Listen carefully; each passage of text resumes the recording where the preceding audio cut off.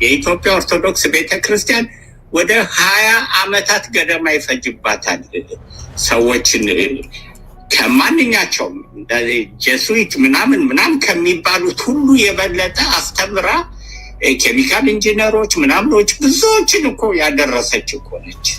በጣም ብዙ ነገር ማድረግ ካፓሲቲው አቅሙ ያላት ከማንም ያላነሰ ፓወር ያላት ችሎታ ያላት እውቀቱ ያላት ቤተክርስቲያን ነች።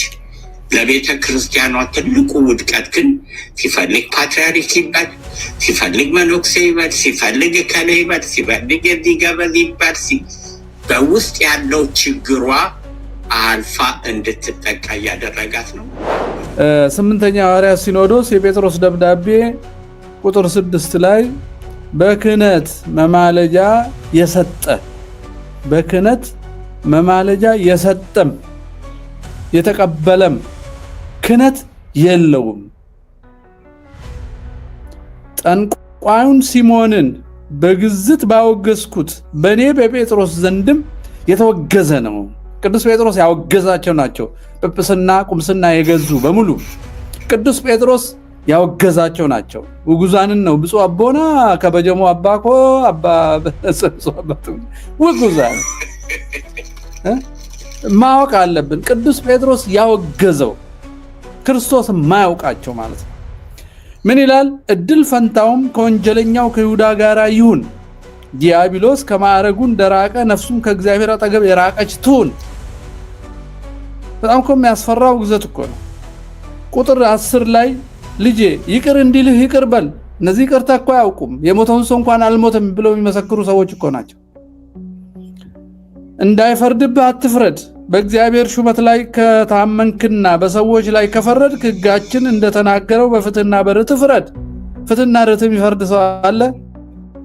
የተገደሉት አልተገደሉም ነው የሚለው። ፍጽምት በሆነችው ሃይማኖት ሰይፍህን ምዘዝ። ፊት አይተህ አታድላ። በፍርድ ጉዳይ መማለጃ አትቀበል። ሀብታምና ድሃ በአንተ ዘንድ አንድ ይሁኑ ይላል። ሐዲስ ኪዳን ፍጽምት ነች፣ ጨካኝም ነች። ፍቅሯ ነው ጨካኝ የሚያደርጋት ሰው እንዳይጠፋ። እንዲህ ይላል፣ መቼስ ከሐዋርያ አንደበት ሰው ይገደልን አንሰማም አይደለም አንጠብቅም። ግን ቅዱስ ጴጥሮስ ግደሉት የሚለው ሰው ሁሉ አለ። እንግዲህ ግደሉትን በሌላ መንገድ እንተርጉመው እንጂ ግደሉት የሚለው ደግሞ ማንን ነው ለማቅረብ የተፈለገው? ቅባት ጸጋ የሚባሉትን ሌሎቹን እምነት ያላቸው ናቸው ወደ ጵጵስና እንዲመጡ የተደረገው። ጣሊያን ጊዜ ሄደው ጣሊያንን ወረራ የደገፉ ሰዎች ናቸው። በቃ አሁን ይሄን እውነቱን አውጥተን መነጋገር አለን። ስለዚህ ሲኖዶስ ሲቋቋም ኢትዮጵያ ውስጥ ከተቋቋመ በኋላ እኮ ነው ኃይለ ይሄ ሁሉ መከራ የመጣው። ችግር ነበረበት። ያ ሲኖዶስ እኮ ነው ፓትርያርኩ እስር ቤት ሲገቡ ስንት ነገር ከደርግ ጋር ይቆመው። ለአመት እኮ ከደርግ ጋር ቆማሉ። ፓትርያርኩ ቆመዋል አብረው። የአብዮት በዓል አክብረዋል። ብዙ ሰዎች የሚመስለው ደርግን ተቃውሞ የተገደለ ጳጳስ ያለ ይመስላል። እኔ እውነቱን ነው የምናገር። ግን ከዛ በፊት በተሰሩ በተለይ ይሄን ቅድም ያነሳ ናቸው አለቃ እያለውም የተናገሩ የኢትዮጵያ ኦርቶዶክስን ቤተክርስቲያን ራሱ ወደ ካቶሊክ ለመቀየር ሐሳብ ነበር ይላል። የሐዋርያት ሲኖዶስ ቁጥር 45 ላይ ነው። የሐዋርያት ታናሽ የሆንኩት እኔ ጴጥሮስ በምሰጠው በዚህ ቅዱስ ቅባት ሜሮኑን ሲያስተላልፍ ነው። በዚህ ቅዱስ ቅባት ራሱን ያተመሰው ቢኖር የሚገባው ካህን ከማተሙ በፊት ቢይዘው ይገትሉት ዘንድ ፈቅጃለሁ። ክርስትና መልፈስፈስ ነው፣ ዝም ብሎ ፍቅር ነው፣ ፈራጁ እሱ ነው፣ ግድ የለም እያሉ በክህነትም በእውነትም በቀኖናም ላይ መረማመድ አይደለም።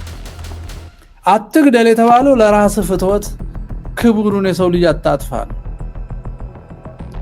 የሰው ልጅ የሚድንበት ዋና የክህነት ጎዳና ቅድስት ቤተክርስቲያንን ከሰው ፊት የሚያስወግድ ለሱ ምሕረት ማረው የሚል የለም።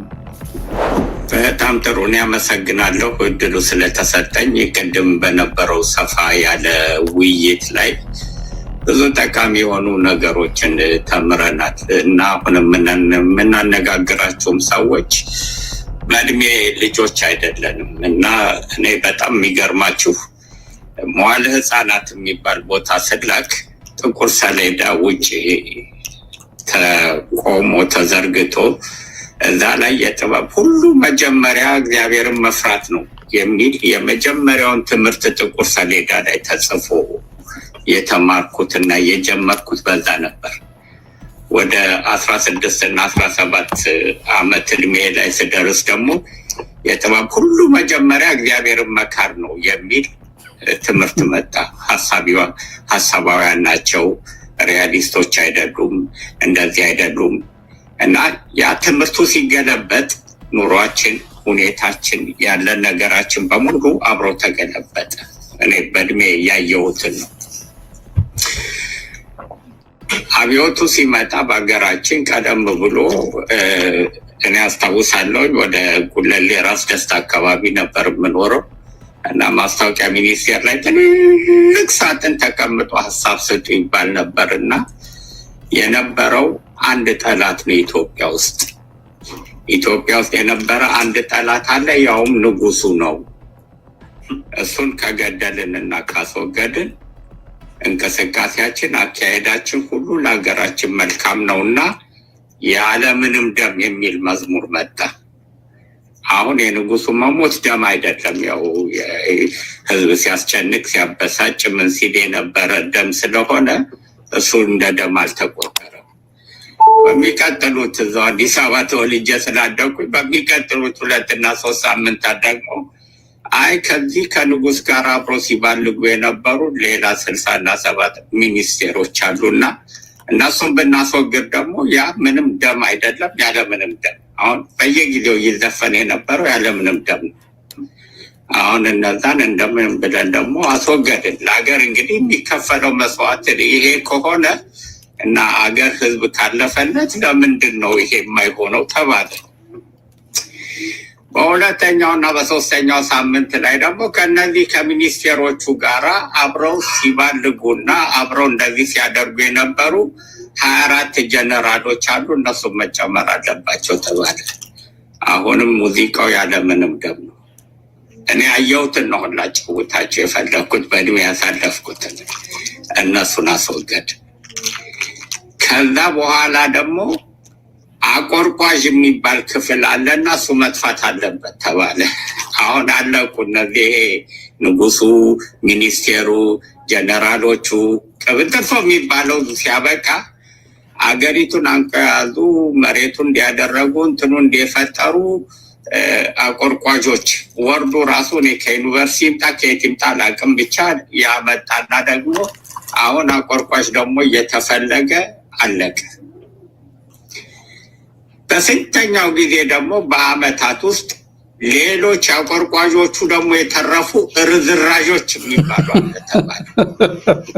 በጣም ያስገርም እና አሁን ደግሞ እነዚህ ርዝራዦች መጥፋት አለባቸው ይባል ነበር እና ርዝራዦቹ ምናምኖቹም በሲስተም እያለቁ ሄዱ ነበር። አሁን እንደ ወደ ፖለቲካው ወደዛ እንትኑ ጠለቅ ብሎ ላለመግባት እንጂ ከመንግስቱም ጋር አብረው የነበሩ እነማን እንደሆኑ በኢፒአርፒ ውስጥም እነማን እንደሆኑ ማን ይመሩት እንደነበረ ግልጽ ነው። እሱን እንተው አሁን እና እነዚህ ሁሉ በየረድፉ ካለቁ በኋላ ስለዚህ አብዮት የሰው ልጆችን በልታ ስለጨረሰች የራሷን መብላት ስትጀምር በቃ እዚህ ሀገር ምንም ነገር የሚተርፍ አይደለም። በጣም ለብዙ ሰዎች ሀገራችሁን ለቃችሁ አትውጡ፣ እንደዚህ አታድርጉ ስል የነበርኩ ሰው ነበርኩኝና እዚህ ቅጠልም የሚተርፍበት ዘመን አልመጣም። የዱር አራዊቶች ደን ሲጨፈጨፍ እየሸሹ ዛሬ ኬንያ ውስጥ፣ ታንዛኒያ ውስጥ ሰፋሪ እየተባለ እንትን የሚባል ሁሉ በሄሊኮፕተር እየተገፋ ከኢትዮጵያ ወጣል እና ውይይታችሁ በጣም መልካም ነበር። ብዙ ነገሮችን እያዳመጥኩ ነበር። እኔ ልቤን የሚያሳዝነኝ መምህር አንድ ነገር ልንገርዎት። እኔን የሚያስቸግረኝን በህይወት የሚያስቸግረኝን ሳምሶን ወደ ፍልስጤማውያን ምድር ሄዶ ደሊላ ላይ በፍቅር ከወደቀ በኋላ ፍልስጤማውያንን የጠየቃቸው እንቆቅልሽ ነበር። አያችሁ፣ መንገድ ላይ አንበሳ አግኝቶ ገሎ በሚቀጥለው ሲመለስ አንበሳ ውስጥ ማር አግኝቶ ያንን በልቶ ምናምን የሚል ታሪክ አለና ፍልስጤማውያኖችን ምን ብሎ ጠየቀ? ከሚባላ የሚበላ ወጣ፣ ከብርቱ ጣፋጭ ወጣ ብሎ እንቆቅልሽ ጠየቃቸው። ይህ ማንም ሊፈተው አልቻለም ነበር። ነገር ግን ያቺ የወደዳት እና በጎኑ ትተኛ የነበረች ሴት አባብላ ያለው ሚስጥሩን ሁሉ አወቀች። አሁን የእኛ ችግራችን ሄነሪ ኪሲንጀር የጻፈው አይደለም። ቅድም እርሶም እንዳሉት አንዳንድ ምሁራኖች የጻፉትም አይደለም። ችግራችን ለኔ የመጀመሪያው ችግራችን በውስጣችን እየተቀመጡ ከኛ ጋር አብረው እየጸለዩ ከኛ ጋር መንፈሳዊውን ገበት አብረው እየተካፈሉ እኔም በመጨረሻ ላይ አብሮኝ የበላ ተረከዙን አነሳብኝ በተራ ተብሎ ተጽፏል። ይሄ እዛ አብሮ የሚበላው ነው። በጣም አስቸጋሪ። አሁን ለቤተ ክርስቲያን ትልቁ ጠንክ የሆነባት አብረዋት በገበታዋ ላይ የሚመገቡት እንጂ ሄነሪ ኪሲንጀርማ ኢንተረስቱን የጠበቀው። ቫቲካን የምትጠብቀው የራሷን ኢንተረስት ነው። እነዚህ አሁን የተለያዩ ልጆች ሀገራችንም እኮ አሁን ዘረፋው ተለምዶ እኮ ነው። አሁን ኤትኒክ ፖለቲካ እንደማይጠቅም ማንን ብጠይቁት ይነግራቸዋል። ግን አሁን ቢዝነስ ሆኗል። በዘር እያመካሉ ንብረትን ማካበቱ አሁን በመጨረሻ የመጡት ሲስተም ላይ በጣም የተለመደ ሆኗል። ትልቁ ግን የወደፊትም ችግራችን መቼም ልንፈታው የማንችለው ከባዱ ችግር ከውስጥ የሚፈጠረው ችግር ነው። ከውስጥ የሚነሳ ነገር ወደ ውጭ ይንጸባረቅና እርስዎ የሚያወሩትን እርስዎ የተወያዩበትን እርስዎ ሊያደርጉ የሚፈልጉትን ነገር በአንድ ጊዜ በሮ ለጠላት ይገባል። ስለዚህ አሁን የኢትዮጵያ ኦርቶዶክስ ቤተክርስቲያን መቼም በሃይማኖት የተነሳ ወሬ ስላወራችሁ ነው ይሄንን እኔ እንኳን ደፍሬ ማለትም አይገባኝም። ትግራይ ውስጥ አንድ ሲኖዶስ እንትና ውስጥ አንድ ምናምን እንዲፈጠር ያደረገችው ክፍተቱን የፈጠረችው እሷ እንጂ ኢሮፓያኖች አይደሉም። አናመካኝ።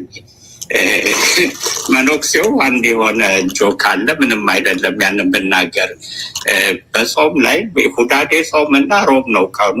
እንቁላል በጣም ያምራቸዋል እና በኋላ የወጡና ወደ ጓሮ ዞር ሲሉ አንዲት እንቁላል ያገኛሉ እና ጧፍ ይለኩሱና ሊጠብሱ ጭንቅላቱ ላይ ማሽከርከር ይጀምራሉ። በኋላ እማዬ ደግሞ ከአካባቢው አይጠፉም። ውይ አባቴ አበስ ገበርኩ፣ ምን ነካዎት እንደው እንዴት እንደዚህ ያደርጋሉ ብለው ሲጠይቋቸው አይ እባክሽ እማዬ ሰይጣን ነው እንደዚህ ያደረገኝ ይላሉ። ሰይጣን ደግሞ ከቤተ ክርስቲያን ጎን አይጠፋም። ምንጊዜም እሱ ብቅ ብሎ አይ እኔ እንኳን እንደዚህ ብዬ አልተናገርኩም፣ ሌላ እንታዩና እንቁላል በጧፍ ሲጠበስ አይቻላቅም አለ ይባላል። እና አሁን ትልቁ ችግራችን ኢትዮጵያ ውስጥ ያለው የመጀመሪያው ከባዱ ችግር እዛው ሲኖዶሱ ውስጥ የሚፈጠሩ ችግሮች ናቸው። ሁኔታውን ሰው እንደ አንድ የኢትዮጵያ ኦርቶዶክስ ቤተክርስቲያን ወደ 20 ዓመታት ገደማ ይፈጅባታል ሰዎችን ከማንኛቸውም ጀሱዊት ምናምን ከሚባሉት ሁሉ የበለጠ አስተምራ ኬሚካል ኢንጂነሮች ምናምኖች ብዙዎችን እኮ ያደረሰች እኮ ነች።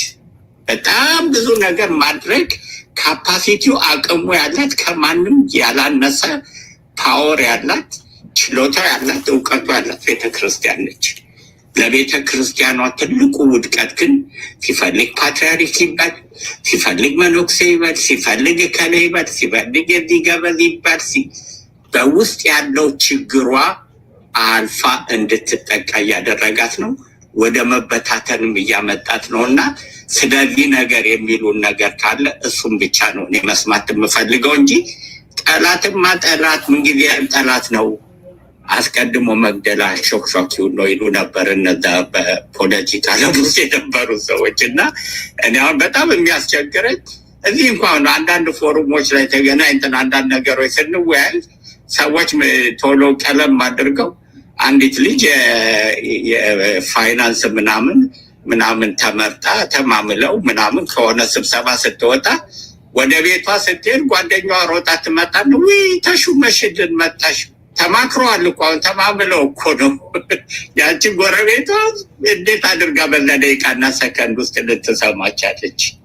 እና እባካችሁን እንደው ስለ እግዚአብሔር ራሳችንን እንመርምር፣ ውስጣችንን እናጽዳ።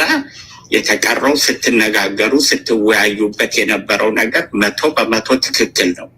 የንጉሱ ፓርላማው ራሱ ልጆቹ ወደ ውጭ ሄደን ብንልክና ብናስተምራቸው ይሻላል ወይ ፈረንጆቹ ሊመጡ መዛቸውን ይዘውብን ይመጣሉ? ፓርላማው እኮ እንደ ትልቅ ኢሹ ይሄንን አድርጎ ይወያይበት ነበር። ትልቅ ኢሹ ነበር። አሁን ከርሶም ከግሩፖቹ እንደሰማሁት በጣም የሚያሳዝን ነው። እና የውጩን እንዳለ ይሄ ትክክል ነው ይሄ ትክክል አይደለም የሚለውን እስቲ እናስቀምጥና ውስጥ ያለውን ጉድ እንዴት ነው የምንገላገለው ነው። በዚህ ላይ በጣም ተቀምጣለሁ። አመሰግናለሁ። እግዚአብሔር ይስጥልን። ከአባት ከታሪክ መስማት እንፈልጋለን። እኔ በጣም ያስደሰተኝ የማጥፋት አካሄዱ መጀመሪያ ንጉሱን ብቻ ብለው እንዳይተባበሩ ቀጥሎ አማካሪዎቻቸውን ቀጥሎ አቆርቋዡን ቀጥሎ እያለ አብዮት ራሷን ትበላለች ወደሚል ደግሞ እስከ ትውልድ ወርዶ የማጥፋቱ ሂደት በጣም ድንቅ የሆነ እይታ ነው። እኔ አሁን በደንብ ሰማለው፣ ግን በዚህ ስቴጅ ሆነ ተብሎ መሰራቱን አላቅም ነበርና እድሜ ይስጥልን። እንደዚህ የአይን ምስክር በህይወት የሚያውቁት ሲናገሩ ያምራል። እግዚአብሔር ይስጥልን። እንዴት ከዚህ ደረስን? እንግዲህ እኛ ቀደም ያልነውን ነው የሚያጠናክረው። ይሄ በትምህርት ነው እንጂ የደረስነው አእምሮአችን ነው የተወሰደው። ስለዚህ አእምሮአችን የኛ ነው ወይ የሚለው መልስ ሁሌ መመለስ መቻላል። የኛ ነው ወይስ በዲግሪና በእውቀት ስም ጠላት አሰልጥኖናል የሚለው ማየት ያስፈልጋል። ሁለተኛ ይሄ ነገር ረጅም ጊዜ ስለፈጀ ውስጣችን ኢቭን በቤተ እምነት እንኳን ቀኖናና ዶግማ ያላት ቤተክርስቲያን ውስጥ ቀኖናን በደብዳቤ የሚቀይሩ ጳጳሳት ተፈጥረዋል።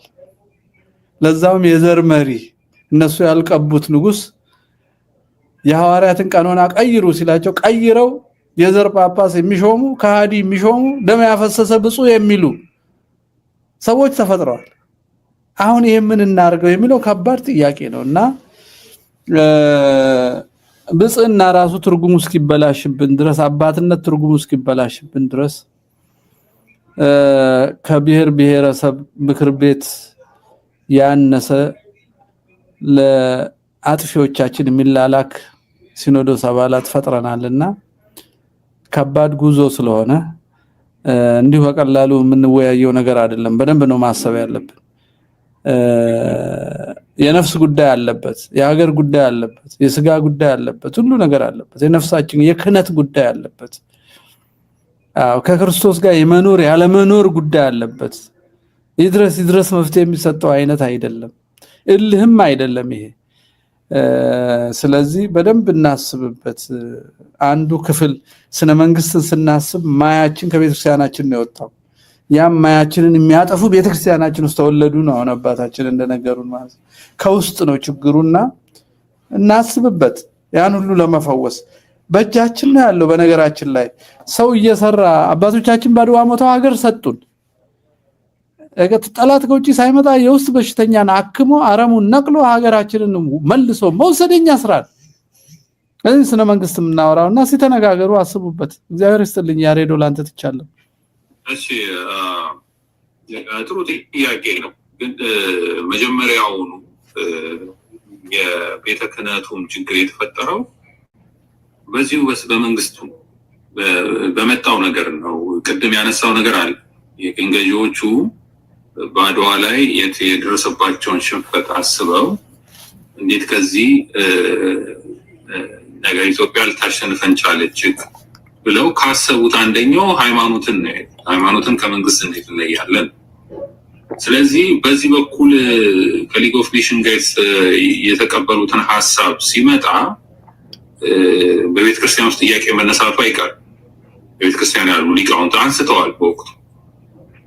ስለዚህ ያ እንዳይሆን የተለመደ መሪዎቹ ምን ይፈልጋሉ? እንግዲህ ለነሱ የሚታዘዙ እንግዲህ አሁን ትልቁን ነገር ልናወጣው፣ ምክንያቱም እየሞትን አንዳንዴ ተንከባክበን ምንተዋቸው ነገር አይለፍ እንደዚህ የምንለው ነገር አለ። ከታሪክ ማለት ያ ትክክል ያለው ነገር ግን ተሰርቶ፣ ስለዚህ ለዚህ አሁን ለምናራምደው ቅድም ላልነው አዲሱ አስተሳሰብ ዘመናዊነት ሆነን ነው አውሮፓዊ ስልጣኔ ልናመጣ የምንችለው፣ ከችግር መውጣት የምንችለው፣ ከኋላ ቀረት መውጣት የምንችለው የሚለውን ነገር የሚደግፉ ሰዎች ያስፈልጋል።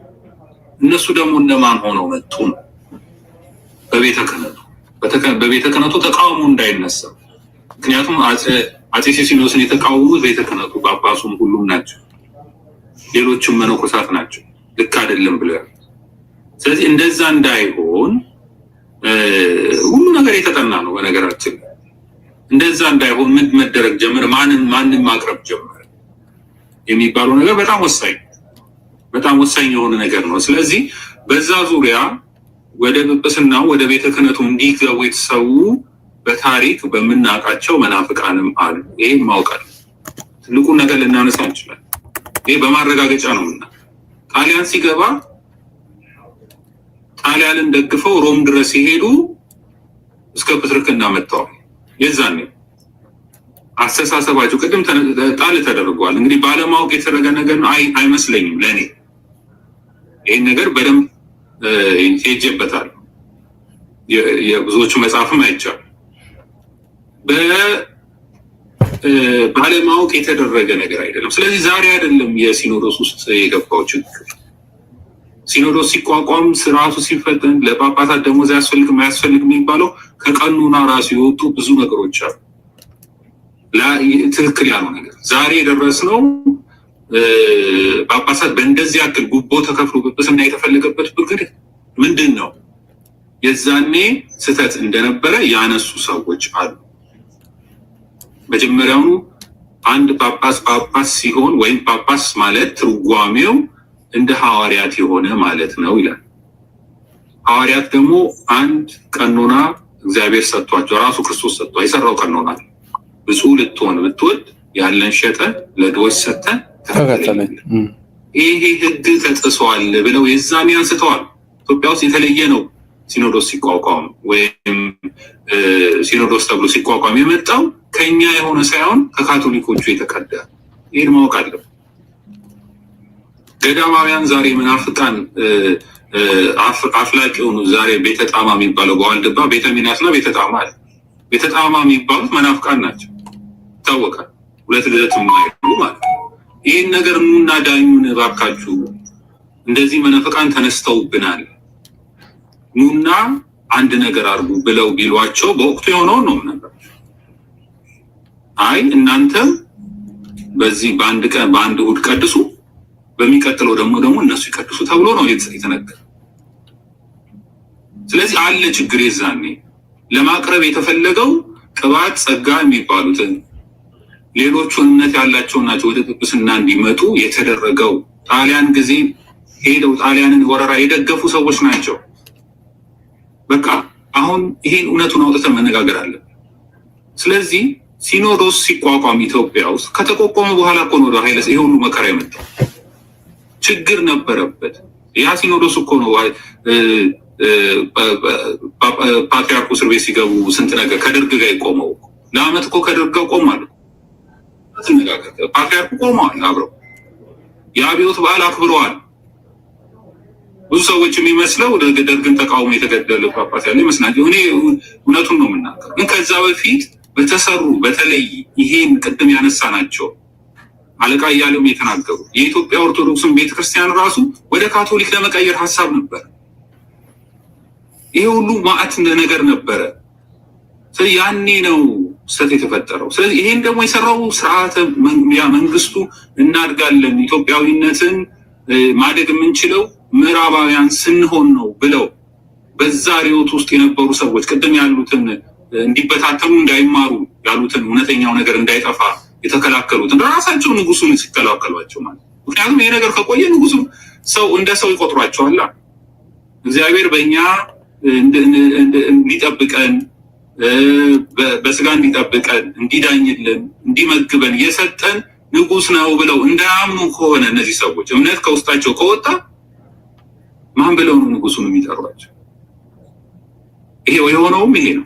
ይሄ እንዳይሆን ነበረ እነዛ ሰኞቹ ሲጠሩ ነበሩ። እነዚህኞቹ ደግሞ አይሆንም እያሉ ሲሉ ነበሩና ስለዚህ አሁን መንግስቱ ከታከመ ስርዓተ መንግስቱ ከተስተካከለ የሲኖዶሱም ጉዳይ የቤተ ክርስቲያን ጉዳይ ይስተካከላል። ምክንያቱም እሱ ነው ያዘው።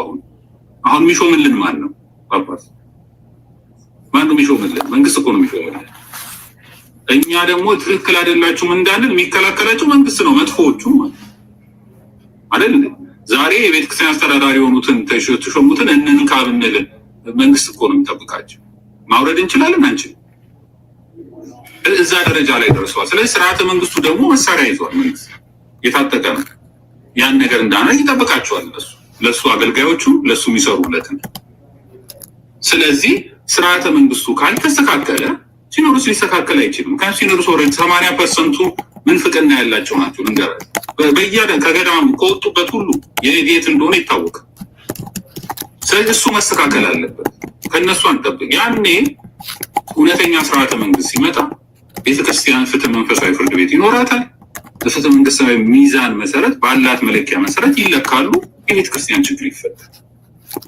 ግን ቄሳር እያለ ግን የቤተክርስቲያን ችግር ሊፈታ አይችልም። ወይ ቄሳር እያለ የቤተክርስቲያን ችግር እንዲፈታ አይፈልግም። ምክንያቱም ለምን? እውነተኞች ከመጡ ልክ አይደለህም ይሉታል። የምትሰራው ነገር ትክክል አይደለም፣ ህዝብ በድልሃል ይሉታል። እውነተኞቹ እንደዛ ናቸው። የእግዚአብሔር ሰው የሆኑት ከኤልያስ እኮ የምንማረው ይሄን ነው። የእግዚአብሔር ሰው የሆነ ሌሎቹ ዝም ብሎ የእግዚአብሔር ሰው ስለ የመሆኑ ዋና ምልክት ድሃ ሲበደል ልክ አይደለም የሚለው። ስለዚህ በቄሳር ንብረት ላይ በቄሳር ሀብታ ላይ ወይ በአካብ ላይ ይመጡበታል። ያን ስል አይፈልግም። እሱ የሚፈልገው ምንድን ነው? ዝም የሚሉትን ትክክል ነው የሚሉትን። ይኸው የሃይማኖት ሚኒስቴር አቋቁሞ የገደሉ ሃይማኖትን የተገደለ የለም እንደዚህ አይነቱን ነው የሚፈልገው። እውነተኞቹንም አይፈልግም። ስለዚህ የቤተ ክርስቲያን ችግር እንዲፈታ ታሪክም ማየት የሚያስገብ እዚህ ደረጃ እንዴት ደረስን የምለው ስህተት ስለተሰራ ነው። ያ ስህተት አሁን ማረም የምንችለው ችግሩ መፍታት የምንችለው ስርዓተ መንግስቱ ሲስተካከል የቤተ ክርስቲያን ችግር ይፈታል የሚል ሀሳብ ነው ያለኝ። ስለዚህ ስንጠቃልለው በዚህ በፖለቲካ ርዕዮተ ዓለምም ሌሎች ባደሩብን መንገድ ሄደን ማንነታችንን ጥለናል። በዚህ ምክንያት ግራ ተጋብተን እየጠፋፋን ነው። በቤተ እምነት የእውነት አምድ የክርስቶስ አይን ፍጽምት የሆነች የእውነት ማመልከቻና ልኬት የሆነችዋን ቤተክርስቲያን ውስጥ ደግሞ ጠላቶቻችን ገብተዋል። ሐኪሙ ራሱ ታሟል ነው። ቅድስት ቤተክርስቲያን ሁሌ ቅድስት ነች። ነገር ግን እሷ ውስጥ በስሟ ተጠልሎ የመጡ ለጠላት የሚሰሩ በስተዋል። መድኃኒቱም ሁለቱም ቦታ መስራት ነው።